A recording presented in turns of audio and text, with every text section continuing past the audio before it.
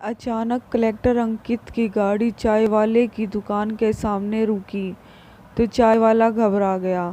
Collector अंकित गाड़ी से नीचे उतरे और चाय वाले के पास आकर पूछा, सोहन दास कहाँ है? चाय वाला बोला, कौन? नहीं जानता। कलेक्टर अंकित बोले, अरे वही सोहन दास जो यहाँ तुमसे पहले चाय की दुकान लगाते थे। चाय वाला बोला, साहब वह तो पहले ही अपने गांव चला गया, तब से मैं यहाँ चाय बेचता हूँ। कलेक्टर अंकित के चेहरे पर अजीब से भाव उभरे। गांव चले गए? क्या तुम बता सकते हो कि वह गांव क्यों चले गए? चाय वाला बोला, मुझे नहीं पता साहब, मैंने उससे पूछा ही नहीं। मैं जब यहाँ आया था तब वह बीमार था, सूख कर काटा हो गया था। औने पौने दाम में मुझे अपनी दुकान बेचकर चला गया। यह सुनकर अंकित का दिल धक धक करने लगा। उसे खुद पर बहुत गुस्सा आ रहा था कि उसने बहुत देर कर दी। नहीं नहीं, इतना अच्छा आदमी इतनी जल्दी इस दुनिया को छोड़कर नहीं जा सकता।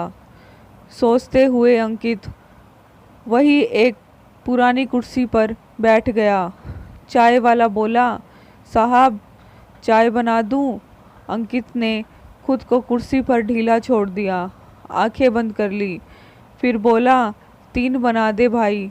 चाय वाला समझ गया कि साहब अपने ड्राइवर और बॉडीगार्ड के लिए भी चाय बनवा रहे हैं। कुर्सी पर सिर की टेक लगाकर पसरे हुए अंकित को याद आया कि आज से 10 साल पहले यहाँ इसी टपरी पर भूखा प्यासा आकर बैठा था। तब सोहन दास अंकल ने उसे आकर पूछा था, क्या हुआ बेटा, बहुत दुखी दिखाई देते हो, चाय बना दूं क्या? तब वह आंखों में आंसू भरकर बोला था, अंकल मेरे पास पैसे नहीं हैं। उसकी आंखों में आंसू देखकर सोहन दास बोला था, पैसे नहीं लूँगा तुमसे, तुम भूखे भी दिख रहे हो, चाय बना देता हूँ। चाय के साथ बिस्किट भी खा लेना।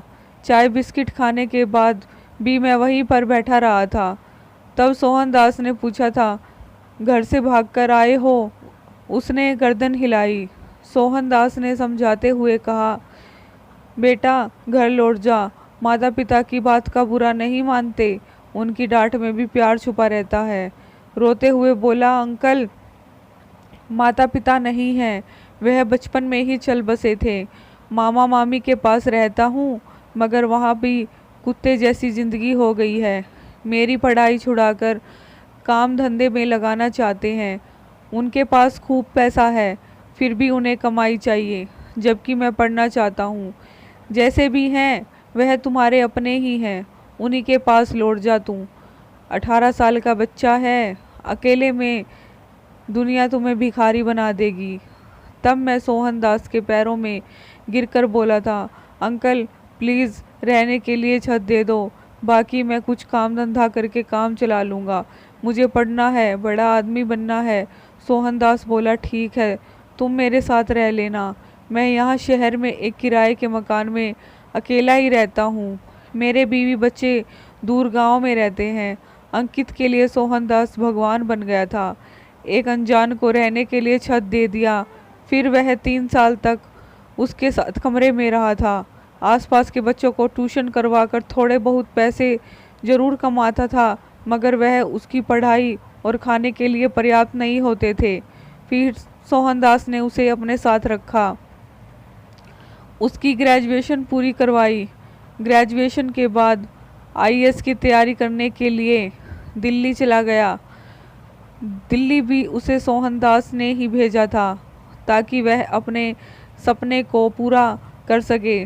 सोहन दास ने उसे अपने जानकार का एड्रेस देकर कहा था कि वह व्यक्ति तुम्हें कोई पार्ट टाइम काम दिला देगा, फिर तुम काम करते हुए अपनी पढ़ाई जारी रखना। फिर भी कोई समस्या हो तो पैसे चाहिए तो मांग लेना। याद रखना, अब तुम्हें बड़ा आदमी बनकर ही लौटना है। फिर 6 साल की कड़ी मेहनत के बाद उसने बहुत ही अच्छी रैंक के साथ आईएएस का एग्ज़ाम क्लियर कर लिया था। इस कारण उसे होम कैडर मिल गया था। जिंदगी का बड़ा सपना पूरा करने के लिए उसने ज़मीन आसमान एक कर दिए थे। उसका इस दुनिया में कोई नहीं था, मगर सोहन दास में उसे अपने पिता की झलक दिखती थी। कुछ महीने ट्रेनिंग में गुजर गए। उसके बाद मनचाही जगह पोस्टिंग के चक्कर में कुछ महीने गुजर गए थे। साहब चाय। चाय वाले की आवाज़ से अंकित की तंद्रा भंग हुई। उसने चाय का कप लिया और उसे पीने लगा। आसपास की दुकान वाले पहली बार एक कलेक्टर को चाय की थड़ी पर चाय पीते हुए देख रहे थे। चाय पीने के बाद अंकित ने सरकारी गाड़ी को वापस भेज दिया और दूसरे किराए की गाड़ी लेकर अकेला ही सोहन दास के गांव की तरफ निकल पड़ा। गाड़ी की सीट पर वह आंखें बंद करके बैठे हुए अंकित को वह दिन याद आया जब 7 साल पहले दिल्ली के लिए निकल रहा था। उसने महसूस किया था कि उस दिन सोहन दास उदास था, बस में बैठाने आया था और उसे बोला था कि कभी भी खुद को अकेला मत समझना। अंकित बेटा, तू जानता है मेरा कोई बेटा नहीं है, समझ लेना तू ही मेरा बेटा है और घर में तेरी माँ भी है, तेरे बारे में सब कुछ जानती है, तुझे देखने के लिए तेरी राह तकती है। तेरी 2 बहनें भी हैं, मीना और रीमा। रीमा अब 15 साल की हो गई है और मीना 13 साल की हो गई है। दोनों तुम्हें राखी बांधने के लिए तुम्हारा इंतज़ार करती हैं। एक तू ही है जो मेरे साथ गांव नहीं जाता, वरना सब तेरा इंतज़ार करते हैं। वह जवाब में इतना ही बोला था, अंकल मैं वादा करता हूँ मैं कामयाब होकर ही लौटूंगा। उसी दिन माँ से मिलूंगा और बहनों से राखी बंधवा लूँगा। उन्हें बोलना मैं एक दिन ज़रूर लौटूंगा। इतना कहकर मैं ट्रेन में बैठ गया था। जब ट्रेन चलने लगी तब सोहनदास खिड़की के सहारे दौड़ते हुए आया और बोला था,